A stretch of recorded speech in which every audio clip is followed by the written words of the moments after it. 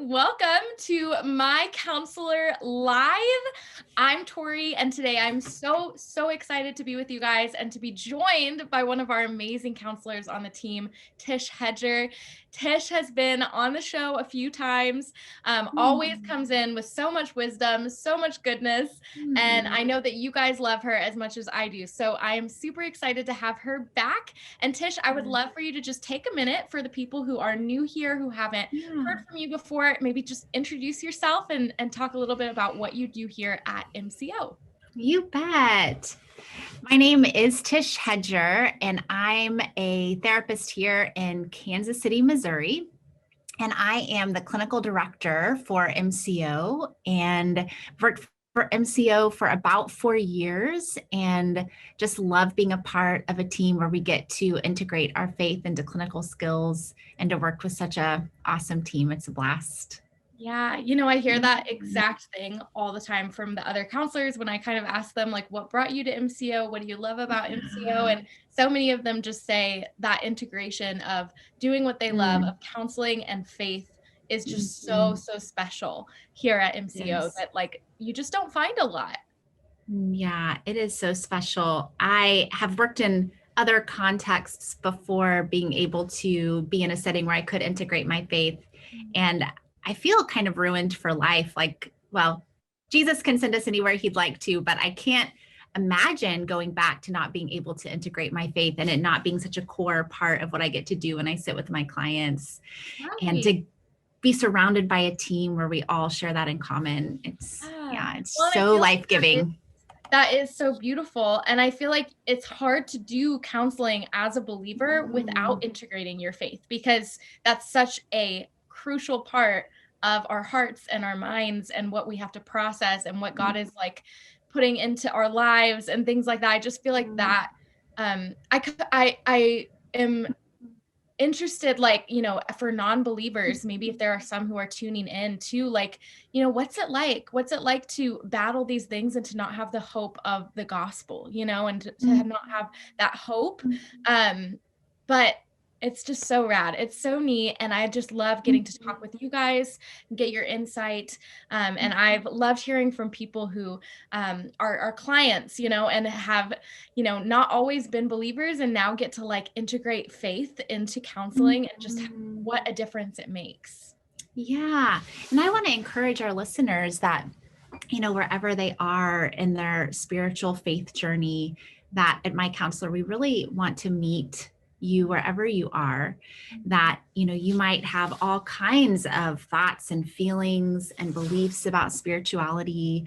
And we do not offer value neutral counseling in the sense of we are very aware of our bias, very aware that, we believe in the word of God and in the gospel, and that's such a core part of who we are. And we know that that will come out in what we do and how we think about life and relationships. And at the same time, want to welcome people of every kind of space that they find themselves in their spiritual journey, that definitely we want to meet them where they are and be hopefully a healing, encouragement in their lives. Yeah. And I think that's unique too. I think it's unique for a Christian based counseling, organization to be so excited for people who are from different walks of life, stepping in and meeting them where they're at. And so I think that's so special, so unique to us and you, Tish. And so I'm so thankful to have you on the show today to get your insight. And we're going to kind of jump in. All right. With an article that you wrote. How we typically, if you're new here, how we typically start is just talking through maybe an article that the counselor that is on the show has written. And so this is an article written by Tish called Improve Your Relational Emotional Intelligence Quotient.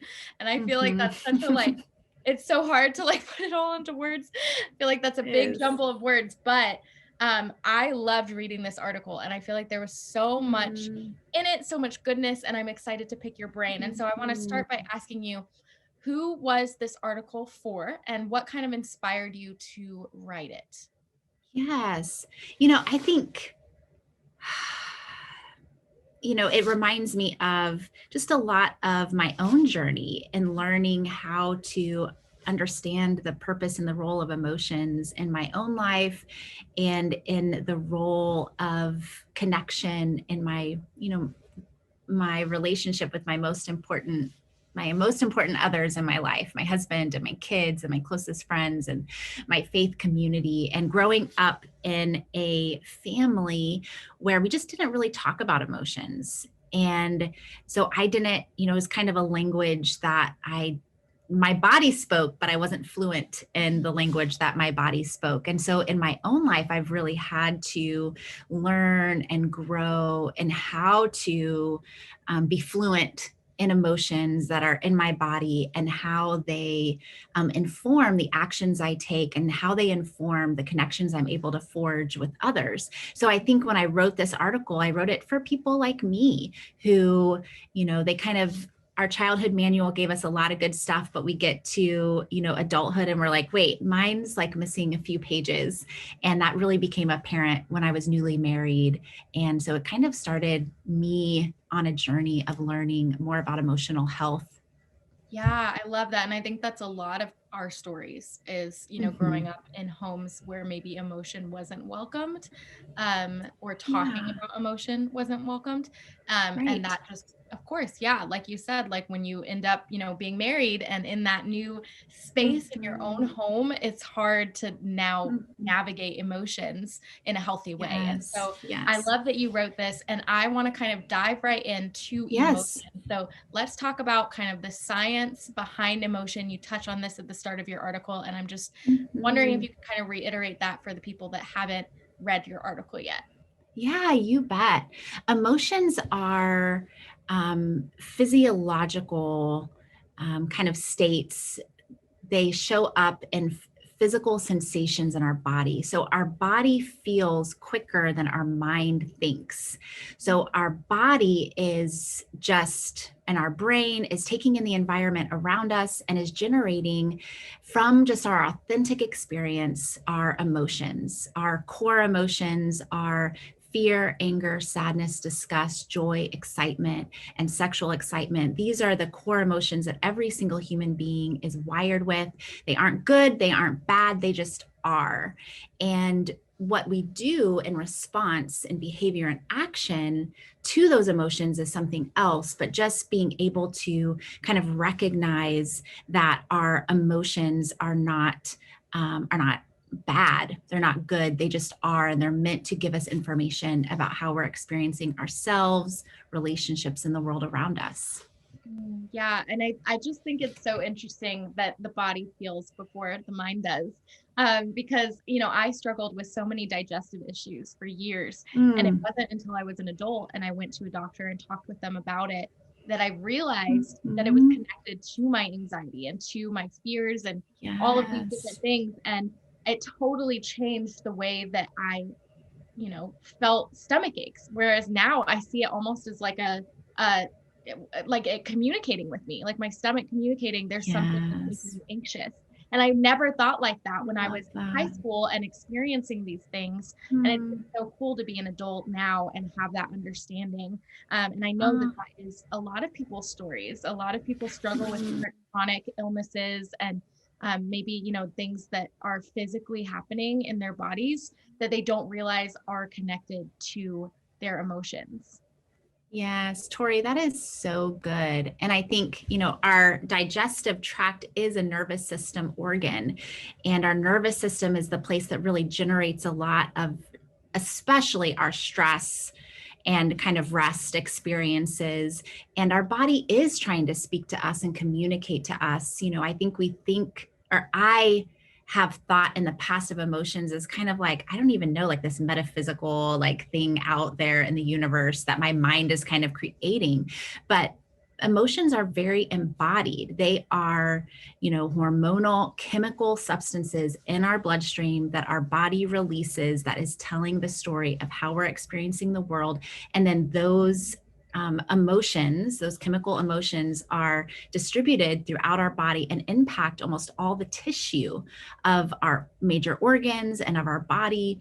And, being able to tune into the story that our body is telling us, like you've learned to do, is an incredible step of self-awareness, of being able to understand what you need, what you're experiencing, and what your body's trying to tell you. Yeah, absolutely. I mean, you just sort of touched on this, but why are emotions important? Why do they matter? Oh, emotions. Yes. I mean, emotions are so important. This is a way that we bear the image of God, our core emotions. He wired us with emotions very much on purpose, and every emotion is telling a very important story. And so, fear tells us to seek safety. Sadness tells us to reach out for comfort. Disgust tells us, ooh, that's bad for me, push it away. Anger says, that's not right. That's out of tune with how God created it. We couldn't even know what justice and injustice was without the emotion of anger. And joy, excitement, lest we forget about the good feeling emotions as well, and even sexual excitement of core emotion. These are very connective in not only the painful feeling emotions have the power to connect us as we seek comfort and as we seek protective connection with our loved ones, but also we get to celebrate and be with each other in the joy and in the good things in life. And all of it is for the purpose of connection with ourselves, connection with God, and connection with others. And emotions are the primary messages that we send to be able to be known and to be able to receive from our loved ones, to even know them, understand their heart. Yeah. Oh, as you're talking, I just think about, us being made in God's image, and emotions being such a key part of that, that like we have these emotions written on us and who we are. Mm. Of course, emotions cannot be good sometimes. Sometimes they can lead to not good things, not good actions, whatever it may be. But I totally see in the way that you're talking, just like the heart of the Lord, the heart of the Father, and His emotions, toward us and toward the world and different things. Like you said, justice Yes. and injustice and all of these different things. I can see the heart of the Father. And of course, we have to harness them sometimes. We're not perfect, we're not God. Yes. But I just totally see Right. that. And I think that's such a beautiful part of us being created in His image. Mhm. Yes. And, emotions are, I think they have this really bad rap in the church of, like life is not, emotions are dangerous, and life is really like you need to take and you do need to take every thought captive, but a lot of times it can be taken, a lot of these biblical principles can be taken out of context and really speak that like your emotional experience is not okay, and you should be able to write, theologically or morally, you should be able to write your emotions even before you experience them. And we kind of have it backwards, that emotions are dangerous when felt by like alone. Mm. Emotions are not meant to be felt alone. They're meant to drive us to connection. And if you look at the Psalms, every single emotion is represented in the Psalms. And those are literally worship songs of people just crying out the reality of their pain, their anger, their grief, the injustice they see, even feeling like God has forgotten them. And anytime that our emotions are coming up and out in relationship with another, our body was created to then be able to metabolize our emotions through relationship.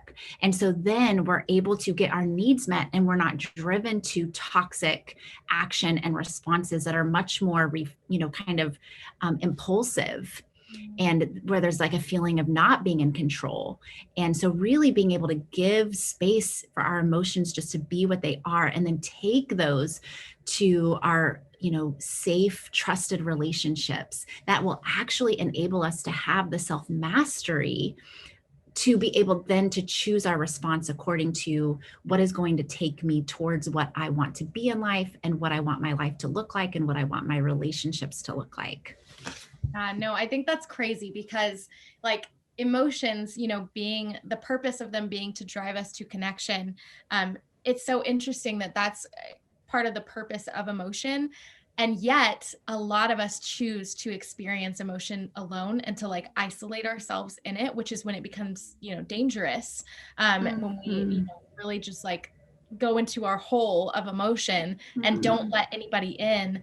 And yet I feel like that's like our default setting, like as human beings, as broken Mhm. people, that we choose to experience emotion alone.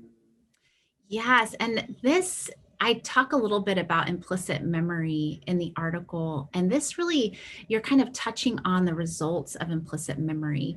Implicit memory is built inside of us based on information and experiences that we can't consciously recall.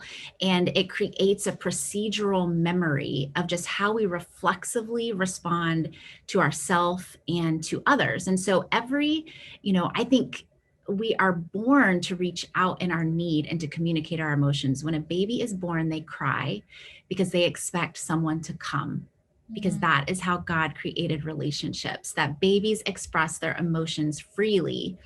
And babies then learn to, as they grow up, children are very resilient and they're going to adopt the emotional, unspoken rules of their family because those are like kind of abiding by those rules in our families of origin are going to maintain proximity to our caregivers. So for example, if you have a mother who maybe experiences anxiety and their children are going to sense this. And so a child, I've seen this a lot where a child just has learned to go inside with their stress, their fear, their anger, anything that could distress mom because it was actually a smaller price to pay to stuff and suppress emotion than it would have to express it and create greater stress in the home life, or to even push the caregiver away because the need of the child might become too overwhelming for the caregiver. And so this is not something that we're born with, the like impulse to be alone in our emotion completely, but we are, this is wired into us by implicit memory, by how our families interact with emotion. mm.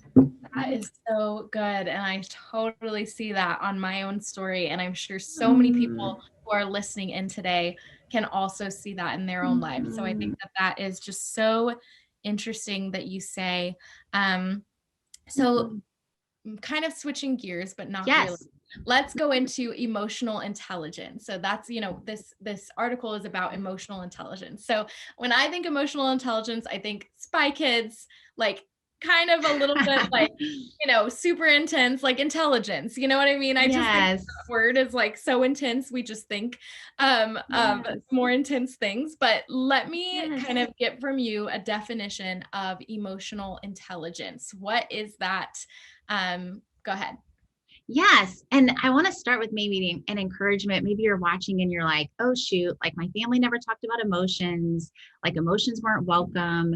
Like, I don't know what I feel. I don't know how to, I am behind. I don't know, like, am I just this way forever now? And the encouraging news is that we can all grow in our EQ or our emotional intelligence about our life. Our brain can grow and change. And so we can grow in our ability to to increase our emotional intelligence and how we interact. And so emotional intelligence is the ability to perceive and to understand our feelings, our emotional experience in our own bodies, and to be able to perceive and understand them inside of our loved one's eternal world, and then be able to use and regulate our emotions for the health of ourselves and for our relationships. And so, simply said, being able to have the self awareness of your emotion inside of yourself is going to grow your capacity to be able to understand the internal world of your loved one and to be known. You can't share what you don't know about yourself, and to know you are not going to be able to receive the internal world of your loved ones unless you can do that within yourself. And to know and be known is the felt experience of connection. Yeah, yeah. Does everyone have emotional intelligence? Does everyone have it? Every single person I would say almost every person, unless we are born with, a neurological disorder of some kind, all human beings are wired with the capacity for emotional intelligence, if you will.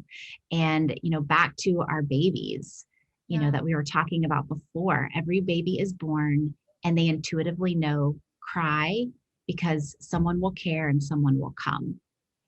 And someone comes and comforts them or feeds them or changes them. And that is the beginning of connection for a child. And throughout their life, they either learn it's safe to reach in my need and my emotions, or it isn't. And then that will determine, kind of what becomes practice in our life. And so the good news is we can grow in this. We can learn more how to be vulnerable with ourselves and our loved ones and communicating our emotional experience. And this is vulnerable, Tori. I mean, I remember being newly married and my spouse doing something that hurt my feelings, right? But it's like my internal response was like, it's so stupid that hurt my feelings. Like, I can't share that. Like that, it shouldn't have hurt my feelings. Like I'm being dumb, like I'm being, silly. And so then I would keep it inside. That's not what they meant to do. Therefore, I shouldn't feel this way. Exactly. And it's very vulnerable to say, hey, that tone of voice, like that hurt my feelings. Like that is very vulnerable to do and very humbling. And so a big part of this is the stories we tell ourselves about our own emotional experience. And then of course we can't get our needs met, right? Because it actually did hurt my feelings. So even though I didn't want it to hurt my feelings, either two things are going to happen. Either one, I'm going to feel shame about myself. Like I'm stupid, I'm dumb, something's wrong with just my internal experience because I'm wrong.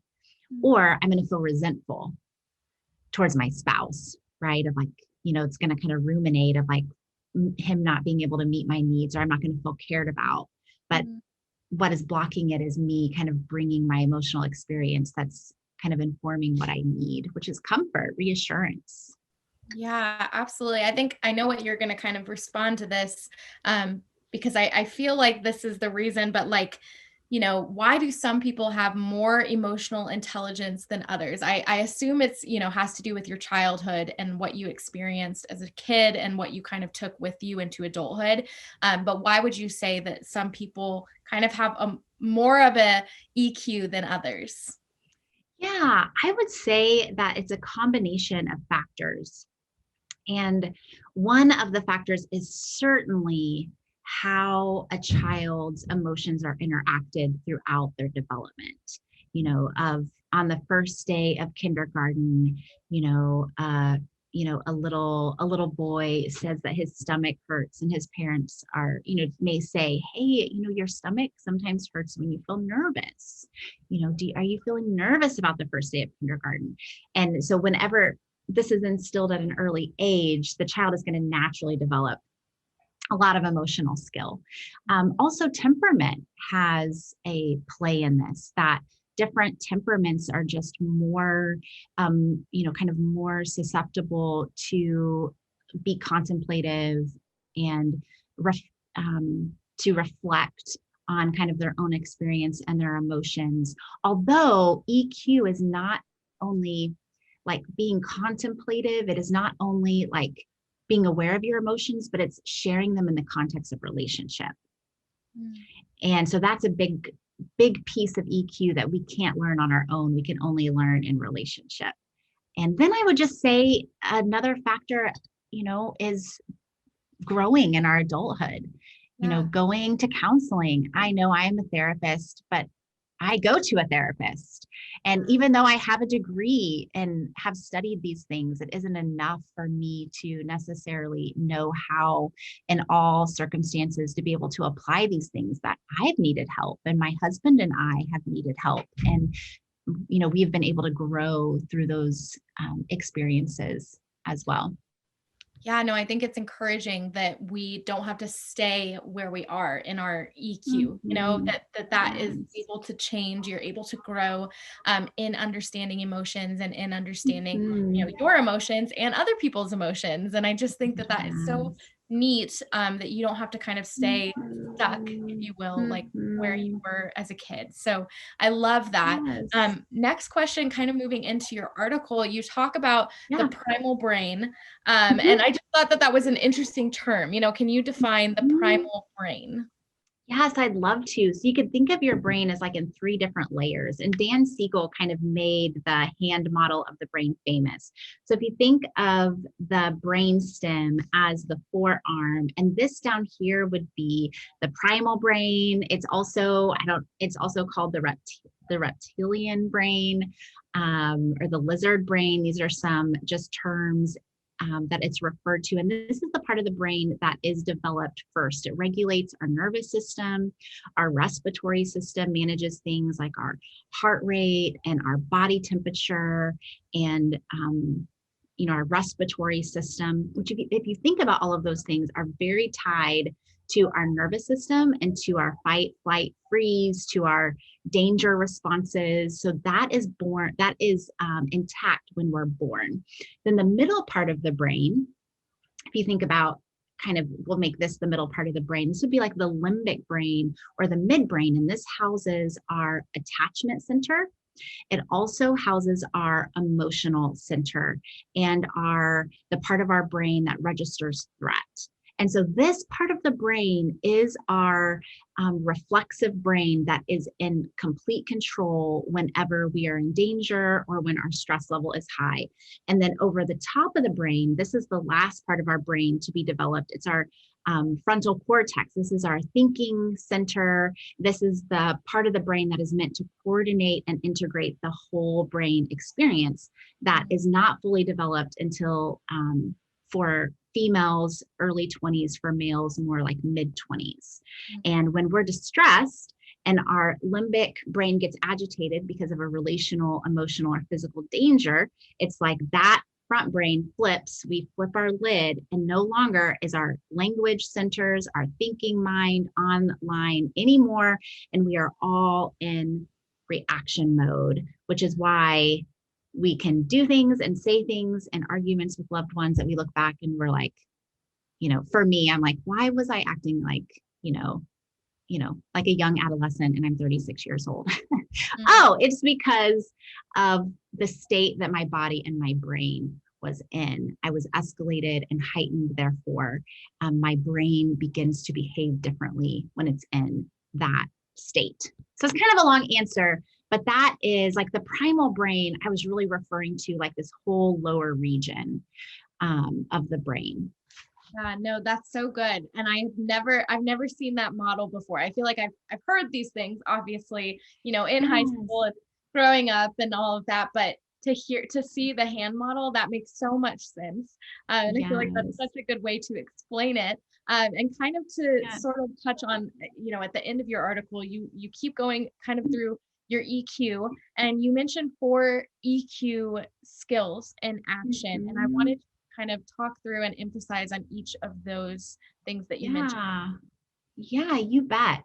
The first one is more of a broad general one, and that is attunement. And this is, Tori, you mentioned this is what you have learned to do with your stomach. That, being able to listen to your body, like what sensations are in my body? Like what is my body experiencing? What am I feeling? What emotions are with me? How am I and what am I holding inside of me? And being able to have space in our life can be a big part of this, is to slow down and just to attune to what is our emotional experience inside right now. And there's a lot of research in neurobiology and how doing that with ourselves actually does like build neural pathways that equips us to better be able to perceive and understand the internal worlds of our spouses and our children, our coworkers, our boss, the people that we live very closely with. And so this art of attuning to ourselves then also translates in being able to attune to others. And then as we grow muscles of attuning to others. We grow an ability to attune to ourselves, and it becomes a, kind of a really healthy feedback loop in our lives. Yeah, no, that's so good. And that's like the first of the four that you kind of Yes. mention. And then moving on from attunement, what's next? Yes. So then I wanted to make it super practical Yeah. of like, Tish, like, what does this mean like in real life and real time? And so I wanted to give 3 like very, very practical skills. One is acceptance. And this is harder than it sounds, because whenever our loved one is coming to us and they are communicating to us an emotional experience, and it just makes no logical sense to us. It's like, if that same thing had happened to us, like, we would not be having that reaction. We would not be having that response. It's our own spouse. And we're like, how in the world could they have come to that conclusion about my actions or about my words? And it can really rev up, can agitate us and flip our own front brain and, kind of take us away from being able to be present with them. But really being able to kind of have radical acceptance, not of I condone or I endorse or I agree with what they're saying and the conclusions that they're coming to about what has happened, but much more like, it's here. And it's a waste of time to try to eradicate the emotion with reason or with logic, because that's not how emotions work. Emotions move through us and are released through metabolizing with loved ones. And so just saying, accepting that it's here, and being able to validate that that experience is real for them. It's real because it's happening. And so there's no, dads or moms, there's no logic you can give that's going to, kind of subtract the emotional chemicals that have already been released in their teenagers' bodies. Number 2 is empathy, right? Or curiosity. And so this is just being curious. This is just asking questions. This is just like, tell me more about that. And what was that like for you? And, it's just like a kind curiosity that we have when something and someone matters to us, of giving them space to kind of be where they are, and to, to communicate what they're experiencing, letting them have the experience of being known, which is very calming to the nervous system. This is not just, these are not, just like, we're soft handling emotions, if you will. This is the way that God has created our bodies for our nervous systems to co-regulate. And that when our nervous system is agitated, what calms our nervous system is connection with our primary attachment figures in our life. And so as an attachment figure, your main kind of arsenal is acceptance, curiosity, and then the last is empathy. And this is just like caring, like, not, we're not moving to solutions yet. This is just saying, like, I'm really sorry that happened. I'm really sorry that your teacher said that to you in front of everyone. Like, I don't like that. Or that it just makes me really sad, that your friend is treating you this way. I'm so sorry, honey. And just really the presence of, the relational presence of acceptance, curiosity, and empathy are the most powerful things that we can give our loved ones, and being able to help them have an experience of our care and our love for them. That's so good. Tish, what do you hope that someone reading this article, tuning in today, takes away from it? I hope that they feel inspired to learn, to grow in this area of their life, and that, that it would be empowering to know that, God has created us with such depth of capacity for connection with himself, with others, and that is really what brings meaning and hopefulness to our life. And so I think I would just really hope that people reading it would feel inspired, to dig into their own selves and into their relationships, and just seek out what growth might look like for them in their lives. Yeah. Yeah, that's good. Awesome. Thank you so much Tish, Mm-hmm. for sharing your heart, your experiences with us, Yeah. and really letting your Amen. experiences inspire you to write this article.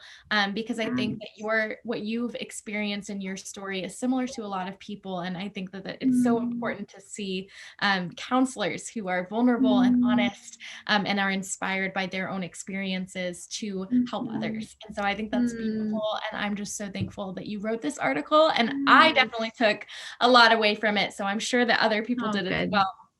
Oh, But good. we're going to jump into kind of the Okay. next segment of our episode, Mhm. My Counselor Live. And that is our trending topic. So, what are All people right. asking questions about? What are people researching, Googling? And this Mhm. week, we're going to talk about narcissistic abuse. I Mhm. think that this is a really interesting one to talk about because I feel like I've heard a lot more recently of, people being like, oh, well, he's a narcissist. Oh, well, she's a narcissist. And I feel like maybe we need to define what is a narcissist, and what does it look like for narcissistic abuse to exist. Yeah. There's narcissistic behavior, Mhm. and then there's narcissistic personality disorder. Mm. And I think a lot of times in popular culture, people are speaking about narcissistic behavior. Yeah. And that doesn't necessarily mean that someone is diagnosable with narcissistic personality disorder. But Mhm. narcissism is characterized by a lack of empathy, by a lack of kind of care for the needs of their loved ones and the people around them, that when typically someone would have an empathic response to another's needs or hurt or pain or experience. A narcissist is cold and kind of detached So kind from of going their. back to like EQ, I mean, does that kind of mean Mm, that they have a low EQ, like they struggle to empathize and feel emotion with people?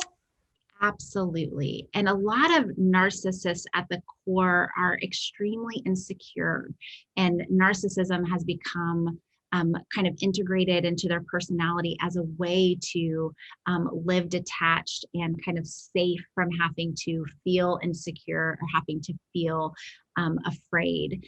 But it's very painful in relationships because when you love someone who at the even the least is having narcissistic behavior, it's like a wall that you cannot reach.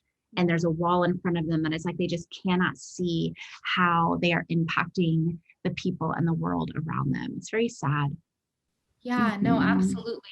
How do you Mhm. kind of pick up, if you are in a relationship that maybe does have this narcissistic abuse? I Mhm. mean, I'm guessing that the narcissistic abuse is on the side of narcissistic Mhm. behavior, not necessarily a diagnosed, narcissist disorder. Um, Yeah, but it how could be do you kind of either. recognize it? Yeah, how do you kind of recognize that Mhm. you are in a relationship or in a friendship or whatever with someone who is abusing you in that way? Mhm. Yes, yes. It could be either. And I think, um, there's a couple of like kind of landmarks of abuse that I just want to kind of put out there. I think when people think about abusive relationships, they think of kind of the common, um, you know, husband or wife that batters their spouse, that hits them, that is violent with them. And that certainly is one form of abuse. Another form of abuse is intimidating behavior that's meant to control. So, someone who drives in a way to cause their spouse to be fearful, or who speaks to them in a way that is degrading, belittling, undermining, and that has behavior for the purpose of controlling and intimidating their spouse. And then the third thing is really kind of having a gaslighting response whenever the spouse does say, hey, like that wasn't right, or calls them out on their behavior, or maybe lying, or maybe actions that are just not right. And the spouse, the narcissistic spouse, responding with, kind of um, invalidating their feelings and their experience. And that can be as blatant as that didn't really happen, or you're not remembering it right, or switching and bringing up a fault in their spouse. It's this characteristic of every time I try to bring a need, every time I try to bring a concern, it's ignored, it's gaslighted, or it's dismissed. And so I would say those three aspects are kind of broad categories of abusive behavior in relationships. And then one more that came to my mind is isolation. And so a spouse who's trying to isolate, a narcissistic spouse who is isolating their spouse from other relationships and community.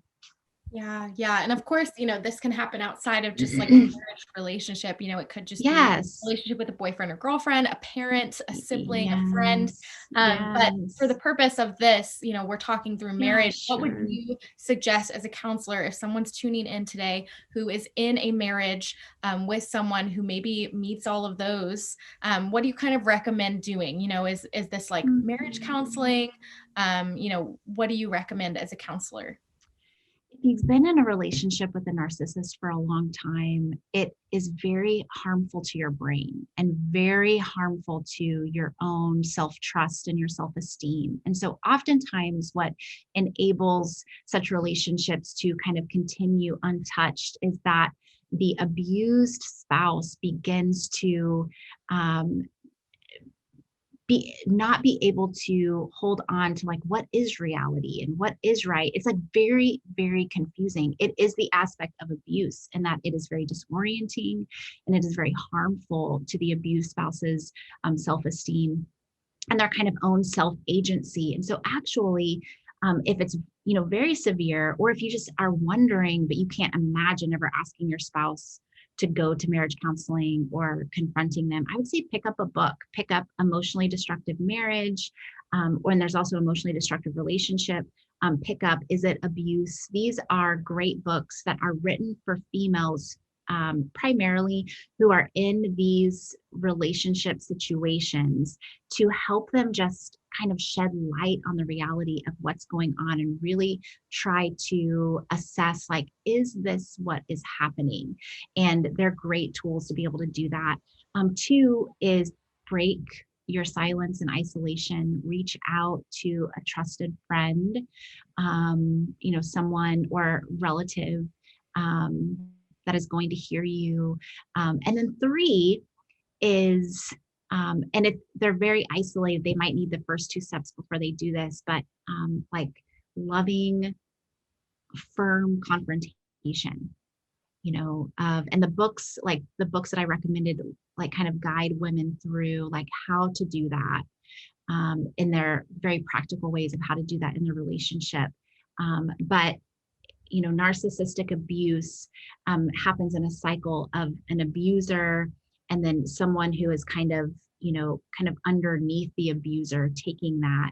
And so of being able to start to hold your frame in your needs and this isn't okay, and I'm not going to allow you to treat me this way, to treat our kids this way, to speak this way anymore, is kind of an important step to bring healing and change to a relationship.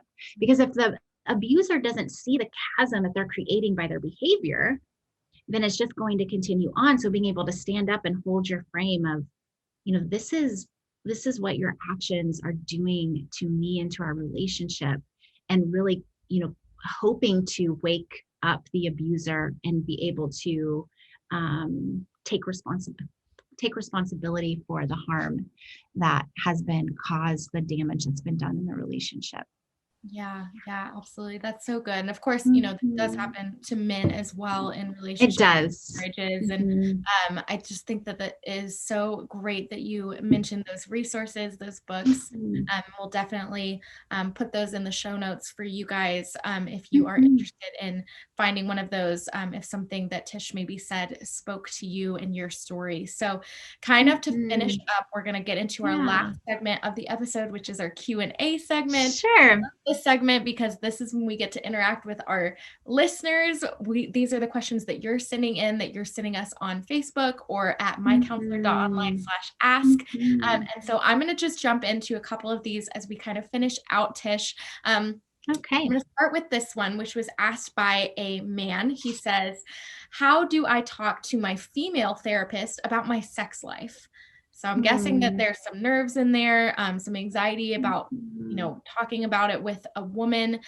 What are your thoughts, Tish, especially because you do have a good understanding around sex therapy and these things? Yes, it is very, it can be very uncomfortable for individuals to come into Christian sex therapy. For being a Christian sex therapist, I'm very used to sitting down with men and women and couples and being able to speak openly, honestly, and freely about the sexual struggles that they're experiencing so we can kind of course a path towards healing. And so to the man who's saying like, this is really weird, I would need to talk about things that I have never talked maybe to a female before. And I would just say to just voice that to your therapist and let them know that this is very uncomfortable for you, and let the therapist and the client be able to have really open discussion first about that. And that as you feel comfortable, then you'll be able to open up more and more. But building trust with a therapist is not something that you can force.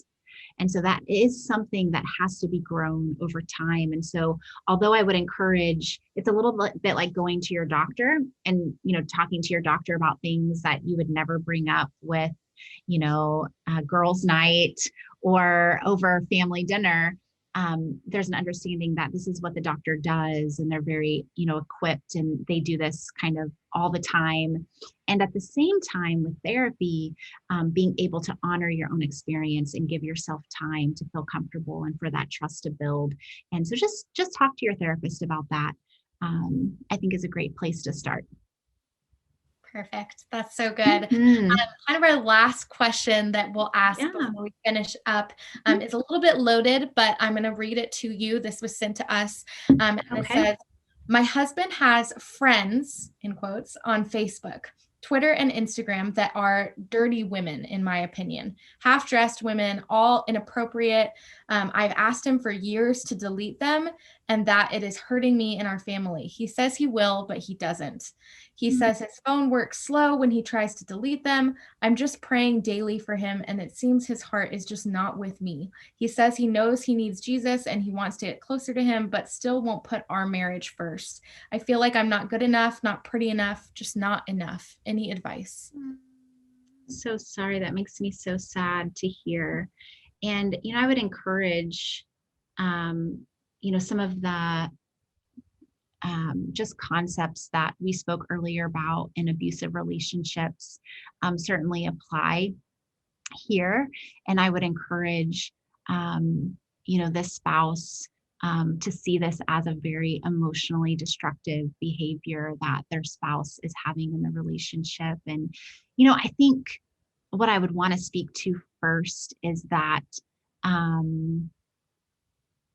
for this person to reach out and get their own help in healing, that their spouse's decisions has really brought harm to her own sense of worth and her own understanding of the value of her body, and really being able to seek out and gain support and healing around that. And she just needs support. And so I'm not sure, like friends, counselor, pastor, people alongside of her that knows exactly what is happening, I would say is very important. And then to, kind of quickly, how God created sexuality is that when a man is being sexual with a woman that he's bonded with, it changes the chemical experience of sexuality in the husband's body. And so there's the bonding chemical oxytocin there, which keeps the dopamine from growing to addictive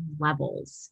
When a man is engaging in pornography, that biological safeguard is not there. And so what a man experiences when he is looking at pornography is completely different than what he experiences in a sexual relationship with a spouse that he's bonded with.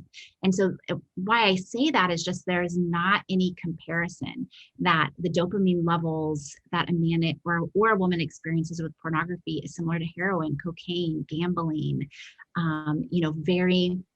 these very addictive, kind of experiences biologically. And that is what is happening in the husband's body if he's looking at erotic, sensual, or pornographic images that he's using to fantasize and to feed his sexuality. And just to encourage the wife that this is an addiction, that this is, this is his stuff that she did not cause, that is not her fault, and that he needs to reach out for help. And that is not something that that she can choose for him or change herself in a way to make it so inside of his heart. Yeah, no, I think that's good. And that's such a sensitive answer to a really sensitive subject. I just appreciate the vulnerability in asking this question. Yes. Similar to what I've said throughout this episode, I think a lot of people have experienced that. And I just think it's vulnerable for this wife to reach out and talk through that. But then it's also really inspiring and brave, and probably inspires others who are tuning into who maybe are experiencing the same thing, but haven't said anything. So I think that is really awesome. Yes. For you to just be vulnerable with that experience. So yes. Thank you, Tish, for answering that one. And with that, we are kind of going to close out the My Counselor Live for this week.